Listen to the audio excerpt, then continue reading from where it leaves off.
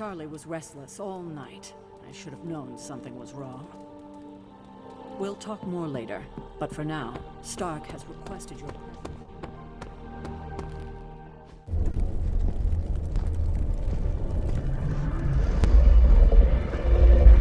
Now?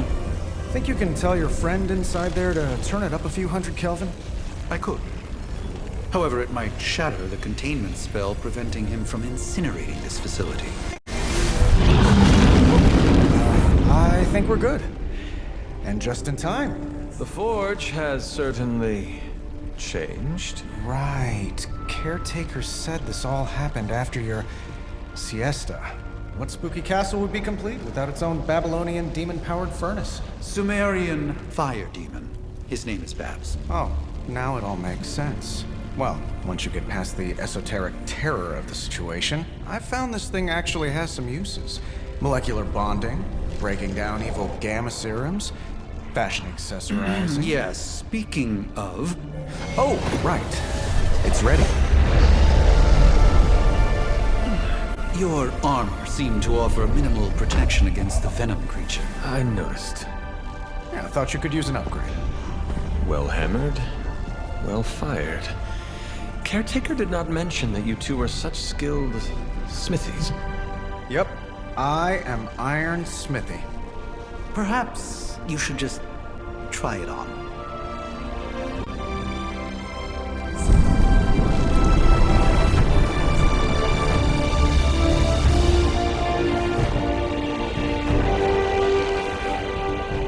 Still think I could have used a cloak.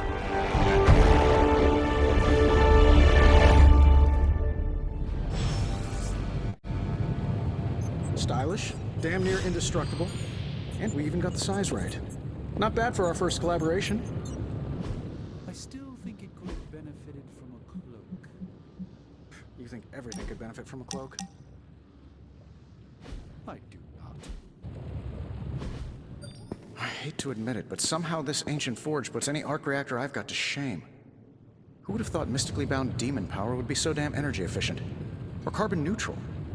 Certainly got that new suit of yours done a lot faster than I expected. Speaking of, what's the verdict, boss?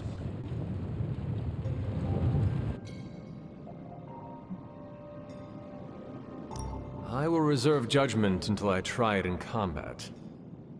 There's a 99.9% chance you'll be fine.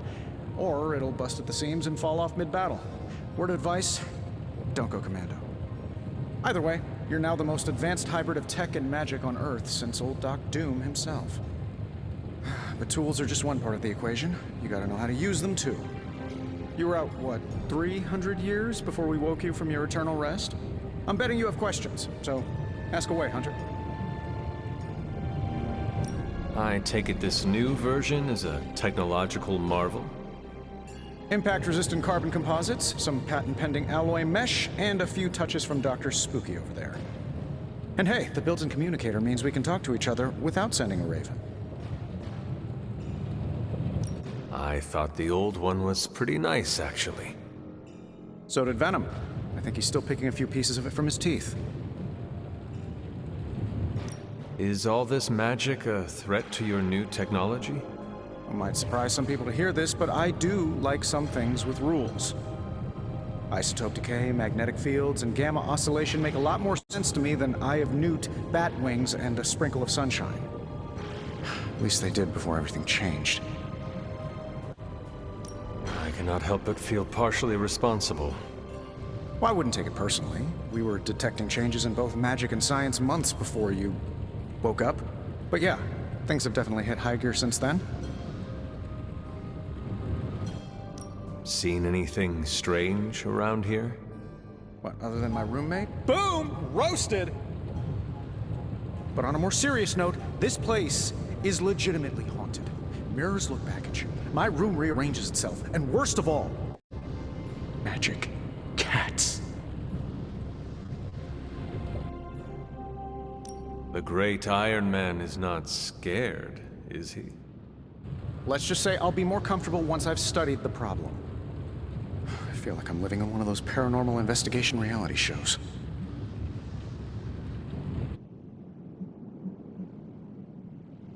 What sort of things are you doing in here? Oh, that's right. You were out a while. Basically, we've got a gigantic demon inside the magic box here that provides near limitless power for whatever we might need. Sounds insane, but sometimes it's easier to just go with it.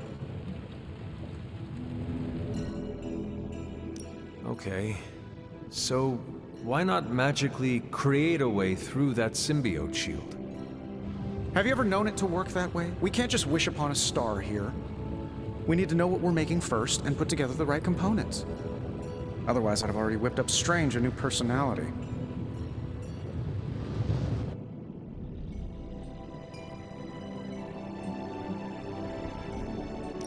You must have an interesting origin story of your own. Well, just your typical American boy. Pops was a founding member of the military-industrial complex. Mom, a famous socialite. Tragedy struck when I lost them both in a car crash, which turned out to be a hit from a rival corporation. I spent my early teens at MIT, trying to clear my head. I was all set to follow in Dad's footsteps as a war profiteer. Then one day, fortune shined on me, in the form of some errant shrapnel that lodged itself just above my heart. So I did what anybody in that situation would do. I built a supersuit and started fighting crime.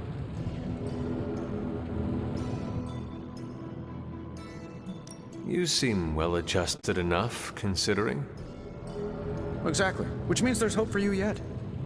I find these apocalypse scenarios will save you tons of therapy. Thanks for catching me up on things. Anytime. Oh, and speaking of things, remember that creepy gamma goop you found from that hopped-up Hydra soldier? Well, I gave it a peek, and it explains a lot. If you have a minute, meet me at the anvil over there, and I'll walk you through it. I promise it'll be worth your time.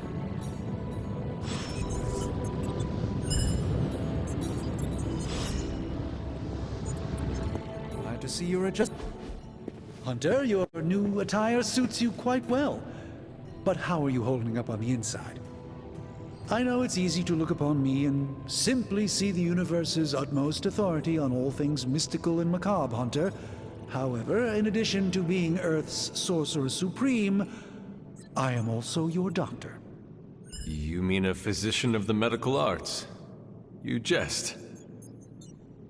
I assure you, Hunter, I do not jest. They don't call me Mr. Strange, now do they? Except for Tony. Your awakening ritual was admittedly a touch more chaotic than I had originally intended, and, well, after your violent encounter with Venom, my oath to Hippocrates compels me to check in with you. Simply put, how do you feel?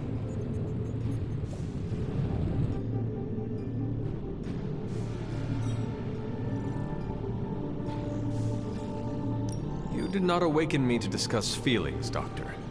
I'm ready to do what I must. Ah, yes, you mean complete your prophesied destiny and bring about the destruction of your mother? I know some psychiatry professors at my alma mater that would love to talk with you. How you feel is just as important to me as your mission, Hunter. The two are innately interconnected, more than you know.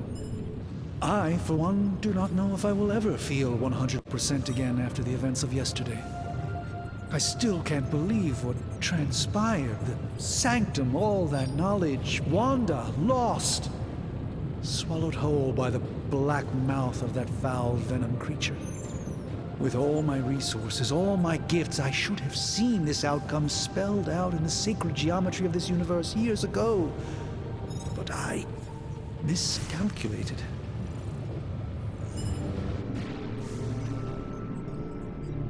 While we bask in the light of peace, our enemies conspire within our shadow. You truly are your mother's child. I would not know. I am simply paraphrasing Caretaker. The point is understood either way. We must remain ever vigilant if we are to prevail. It's not just the Sanctum Sanctorum that was lost yesterday. It was my protege, Wanda. She is my charge, my responsibility, and I failed her. But I am determined not to let that happen with you, Hunter, which is why I am here to answer any questions you may have. Perhaps my wisdom may benefit you more than it has me thus far.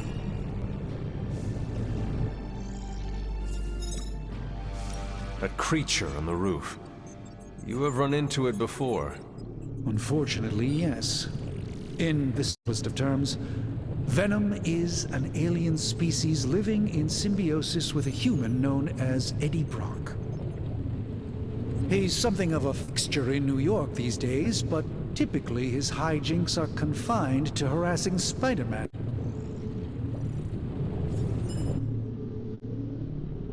My mother has a gift for bringing out the worst in people. Yes, and in this case, I happen to be a direct victim of her ambition. I fear the sanctum may never be the same.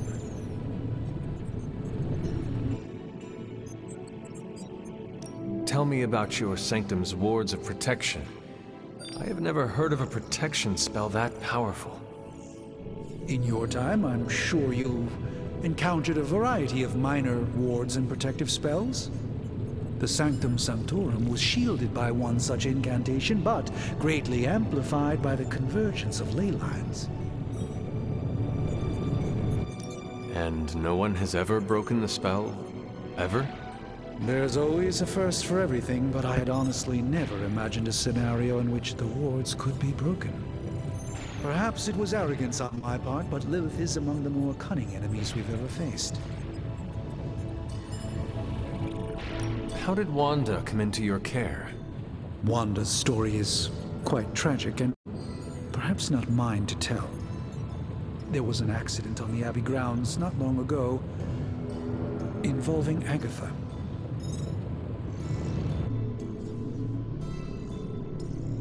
That must have been some accident. Agatha had been teaching Wanda, hoping she would learn to control her immense but very raw power. As their training progressed, Wanda was encouraged to push herself further. Eventually, she pushed too far.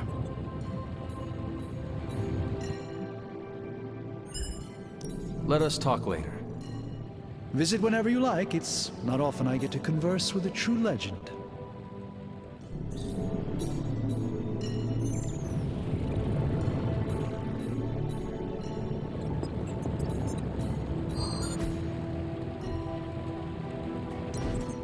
Now, I doubt advanced gamma thermodynamics was a hot topic at Yale demon hunting school, so I'm just gonna give you the condensed version. I appreciate that. Closest I've ever seen to this substance is pumping through Bruce's veins. Part gamma accelerant, part unknown element. Calling it coil for now, given its unique atomic structure. Man, I love acronyms. This stuff is more volatile than Nick Fury on a Monday morning, but Hydra doesn't seem to mind. They are using it to get stronger. Exactly. A few drops would make your average salamander look like Fin Fang Foom. Thankfully, with a little help from Dr. Spooky and our haunted oven over here, I think two can play at this game. You are not suggesting we start injecting ourselves with it? No, nothing like that. Though I can see some future applications for my energy drink line. I was thinking we apply this stuff towards upgrading our equipment. I like where this is going. Just give me a little time here and I can whip up some pretty fun toys. How about we give Hydra a taste of their own gamma-powered medicine for a change? Give me a sec. Okay, what's up?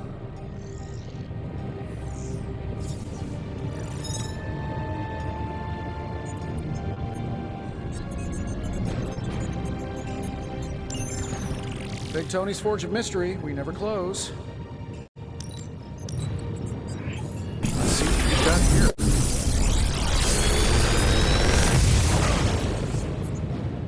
What do you think?